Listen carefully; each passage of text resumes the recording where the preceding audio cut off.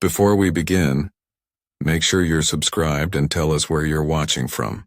Because this story is one that'll stay with you. A boy who thought his father never loved him walks into a garage filled with ghosts, secrets, and something he never expected, and the truth. The funeral had ended 3 days ago, but the silence inside Grandma Rose's house still felt heavier than the coffin they'd lowered into the ground. 12-year-old Tommy Morrison hadn't shed a single tear.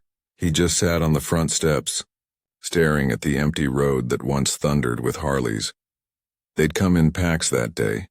Black leather, chrome shining under the Californian sun, tough men, tattooed arms folded, helmets tucked under their arms, men who had called his father brother. Even in death, Jake Reaper Morrison commanded attention. Tommy barely remembered him. The stories he'd overheard painted Jake as both hero and monster, a hell's angel who could fix your engine and break your jaw in the same afternoon. His mother never said much, only that Jake had chosen his bike over his boy.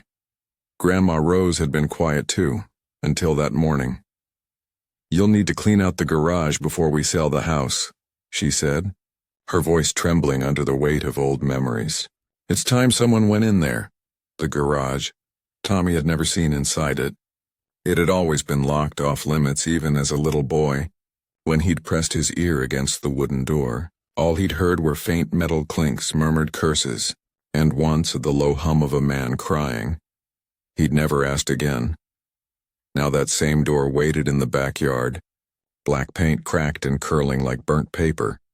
Somewhere behind it lay the truth about the man everyone called Reaper, and the father Tommy never really knew.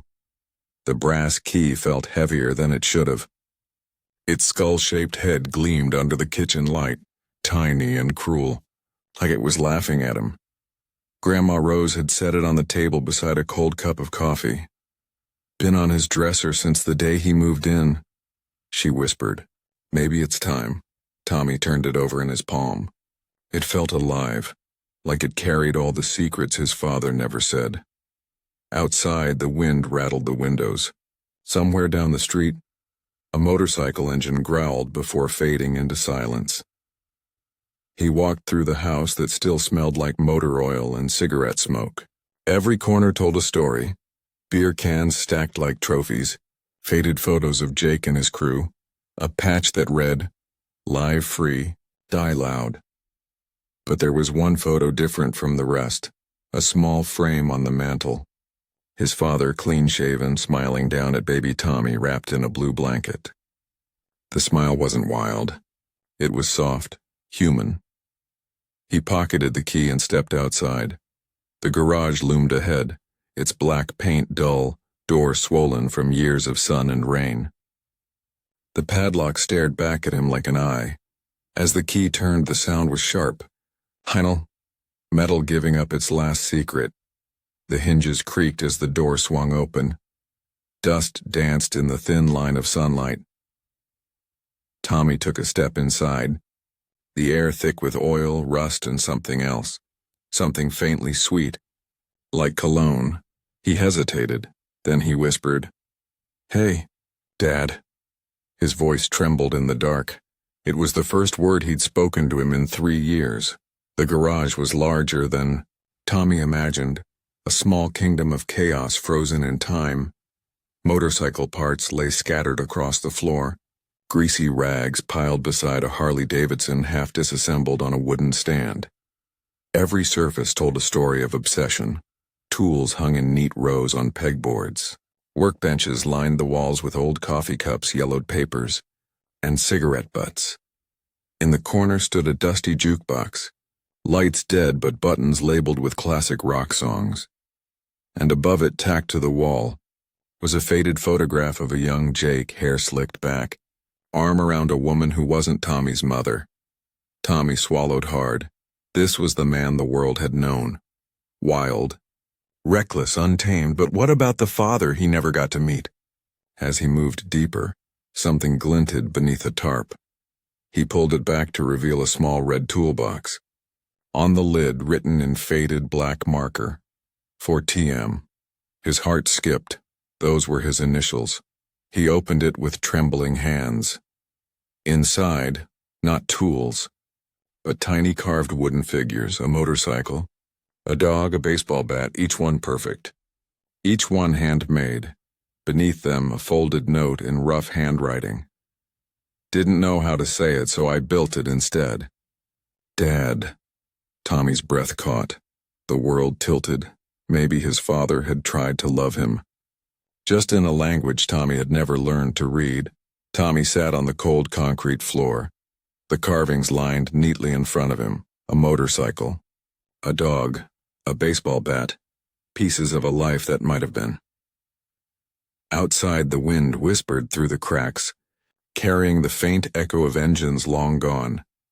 He could almost imagine his father sitting there, sleeves rolled up, cigarette hanging from his lips, carving quietly while the rest of the world called him Reaper.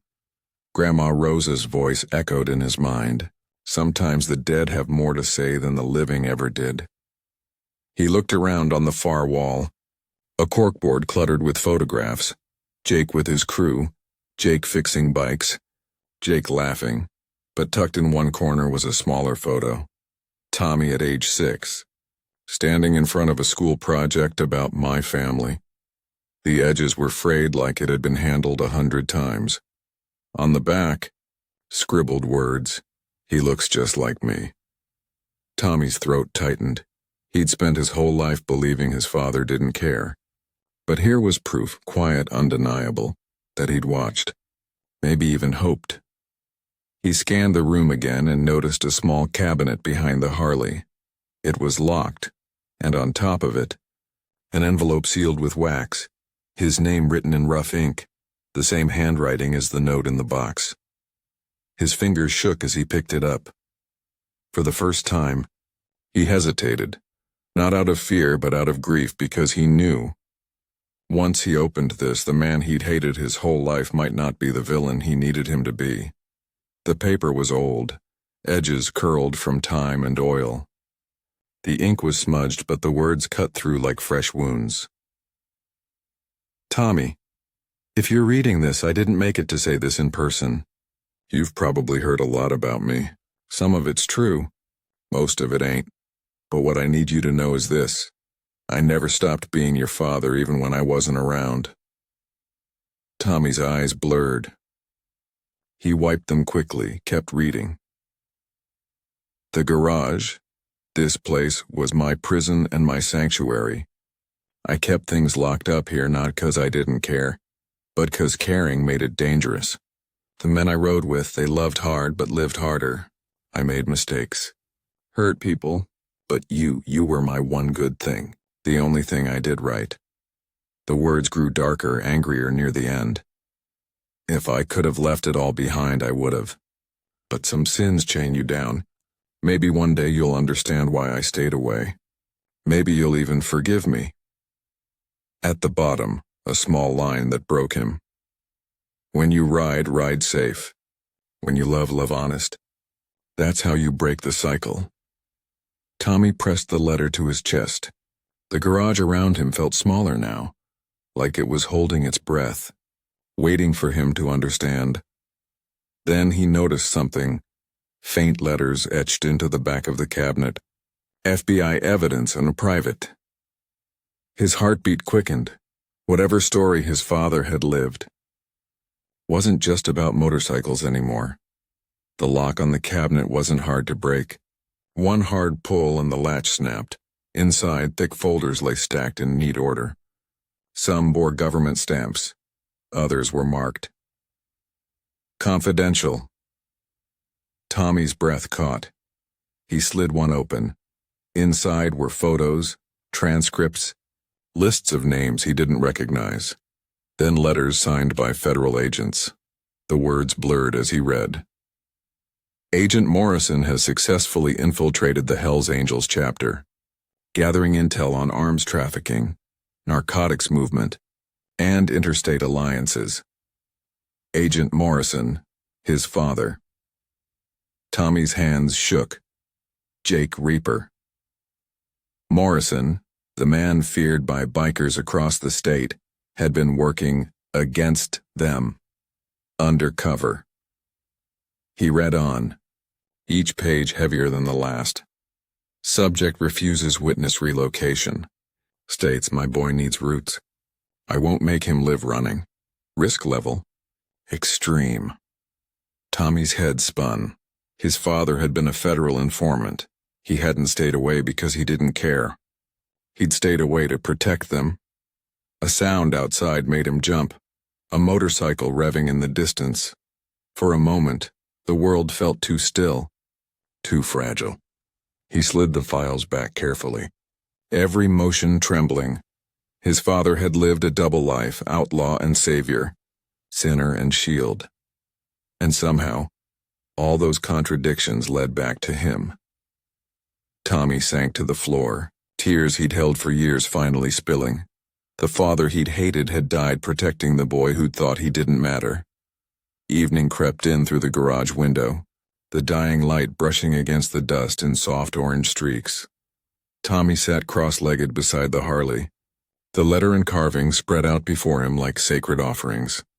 A low rumble outside made him look up.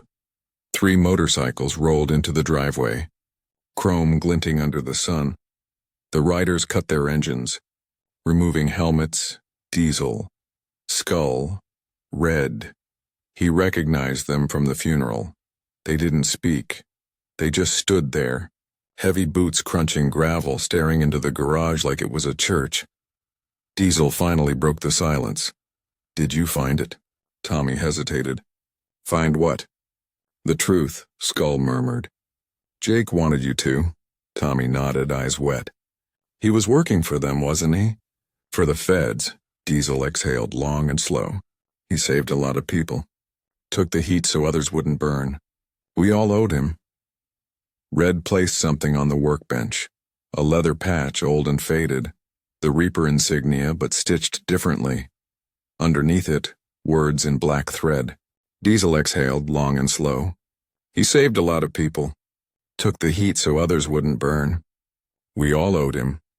Red placed something on the workbench. A leather patch, old and faded. The Reaper insignia, but stitched differently. Underneath it, words in black thread. "Ride for those you love." "Your dad made this before he went," Red said quietly. "Said it was for when his boy was ready to understand." Tommy stared at it, fingers trembling as he touched the rough stitching. It wasn't about rebellion, it was about redemption. The men nodded once, silently, then turned to leave. Engines roared, fading into twilight. Tommy remained in alone but not lonely. For the first time, he felt his father's presence not as a ghost, but as a guardian. That night, Tommy couldn't sleep. The letter replayed in his mind, every word carving itself deeper into his chest. He walked back to the garage barefoot, the moonlight spilling through the windows. The Harley stood there, massive, beautiful, silent. His father's bike, the one everyone said he'd never let anyone touch. Tommy ran a hand along the handlebars. Cold metal, warm memories, a key hung from the ignition, a skull-shaped keychain just like the one to the garage. He climbed onto the seat. For a moment, he could almost feel his father's arms around him, guiding his hands, whispering, "Easy, son. Let her breathe." He turned the key. The engine roared to life, echoing across the quiet street. Neighbors' lights flickered on, but Tommy didn't care. He eased the throttle, the bike rolling forward, wind catching his hair. It wasn't a joyride. It was something else, a goodbye and a promise all at once. As he reached the hill overlooking the town, he stopped and looked back. The garage glowed faintly behind him, a shrine to a complicated love, he whispered. "I get it now, Dad." And for the first time, tears came freely. He rode under the stars, not to escape but to remember, because sometimes the loudest apologies are the ones left in silence. The next morning, sunlight cut through the garage windows, landing on the wall of photographs Tommy hadn't noticed before. He stepped closer. There were dozens. Snapshots of strangers, women, children, old men. Some Polaroids, others printed from ancient film rolls, each labeled in his father's rough handwriting. Clean now. Safe. Reunited. And then one photo stopped him cold. It was of him, no older than 10, sitting on the school bleachers laughing with a friend. He didn't remember anyone taking that picture. On the back, "You're the reason I kept going." He pressed the photo to his chest, whispering into the quiet, "You were there." The realization came slow but certain. His father had been watching all along, from a distance, protecting them while pretending he didn't care. The garage that once felt like a tomb now felt like a storybook. Every photo, every carving, every tool, a word in the language of a man who didn't know how to say, "I love you." Tommy sank onto a stool, staring at the Harley. All those years he'd believed love was loud. Birthdays, hugs showing up. But maybe love could also be silent. A shadow standing watch. A man carving toys in the dark while the world called him sinner. He wiped his eyes and whispered, "You were just trying to keep me safe." The silence answered back with peace. Grandma Rose found him in the garage that afternoon, sitting cross-legged among papers, carvings, and letters spread like holy relics. She didn't ask what he'd found. She could see it in his eyes. The storm had passed. He handed her one of the letters. She read in silence, lips trembling as the truth unfolded line by line. When she finished, she pressed her hand to her heart. "He never told me," she whispered. "All those years I thought he'd chosen that life over us." Tommy nodded. He did, but for the right reasons. They sat together, the weight of misunderstanding finally lifting. Rose sighed, eyes glassy. "Your father wasn't a good man, Tommy, but he was trying to be better. That counts for something." He smiled faintly. "I think he finally made it."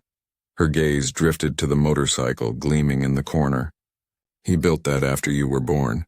Said one day he'd teach you to ride. Guess he got his wish after all." Tommy chuckled softly. "Yeah, I think he was with me last night." Rose reached out, brushing a strand of hair from his face. "He was always with you.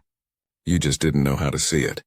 The wind pushed through the cracked door, carrying the faint scent of gasoline and leather, like the ghost of Jake Morrison had stopped by just to say goodbye. Rose squeezed Tommy's hand. "Let's keep this between us for now. Some truths are sacred." Tommy nodded. "Yeah, this one belongs to him."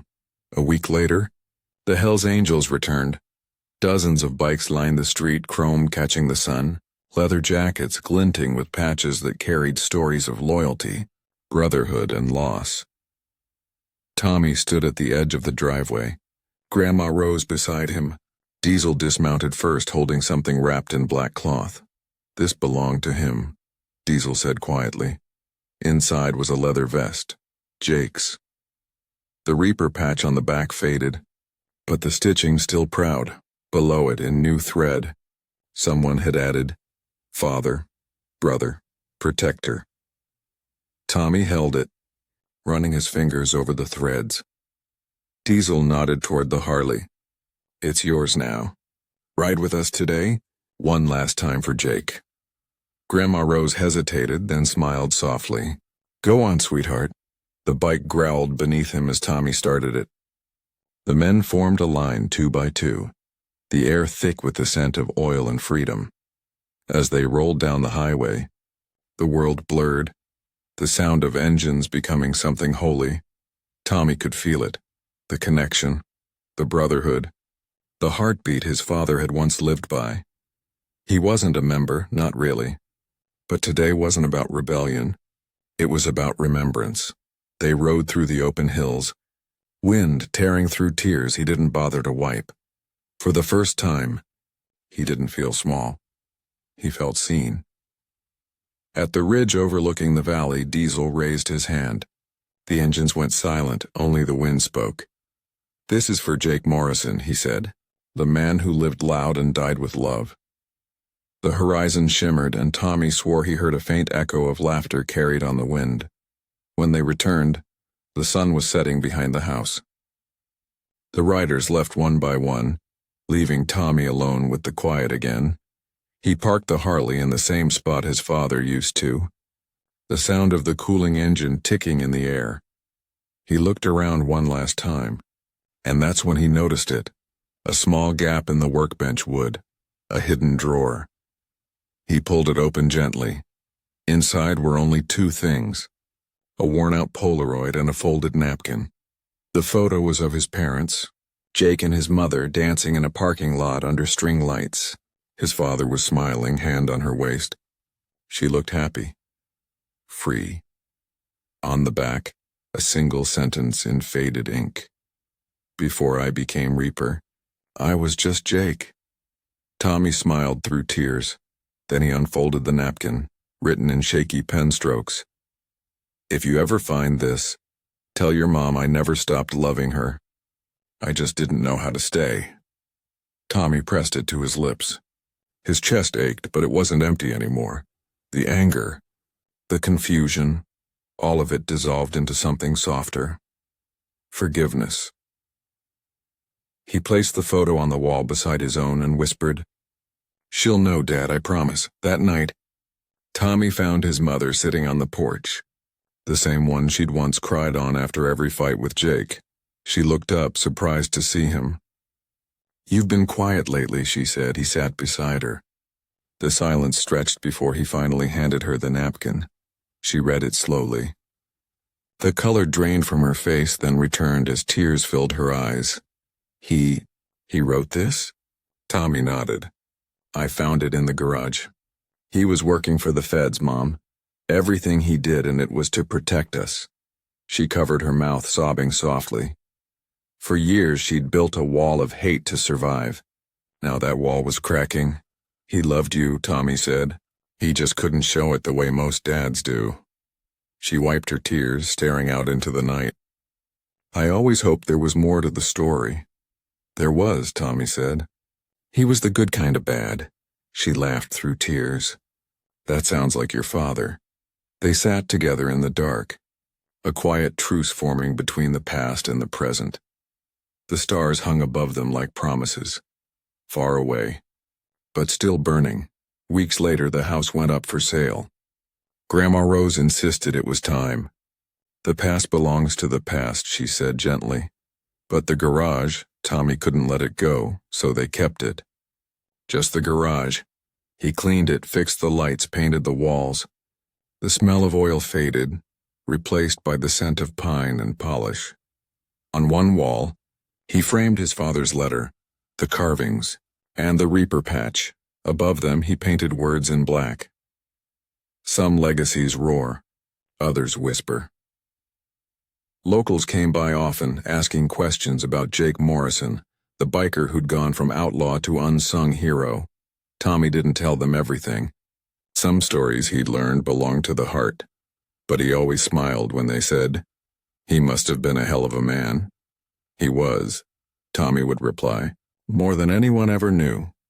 The garage became more than a space, and it was a bridge between who Jake was and who Tommy was becoming. And sometimes, when the night was quiet and the wind carried the scent of rain, he swore he could still hear the low hum of his father's Harley in the distance. Not haunting, but homecoming. Years later, the road stretched open before him, wide, endless, golden with sunset. Tommy, now 19, wore his father's old leather jacket, patched and faded but strong. The same skull keychain swung from the Harley's ignition. He'd restored the bike himself, rebuilt it piece by piece, learning every bolt, every scar. Now it was his. As he rode through the desert highway, the world blurred into orange streaks. In the reflection of the mirrors, he thought he saw a ghostly figure riding beside him, Jake laughing under his helmet, the wind whipping through his hair. Tommy grinned through tears. "Miss you, old man." The road hummed like memory, and the sky opened wide. He wasn't running anymore, he was continuing. Back home, the garage light would stay on through the night, a quiet beacon in the dark, reminding anyone who passed that love, no matter how messy or late, still finds its way home. If this story touched you, take a moment, subscribe, like, and ring the bell, and tell us in the comments where you're watching from. Because somewhere out there, another son is trying to understand his father's silence, and maybe this story will help him finally hear the love hiding inside it.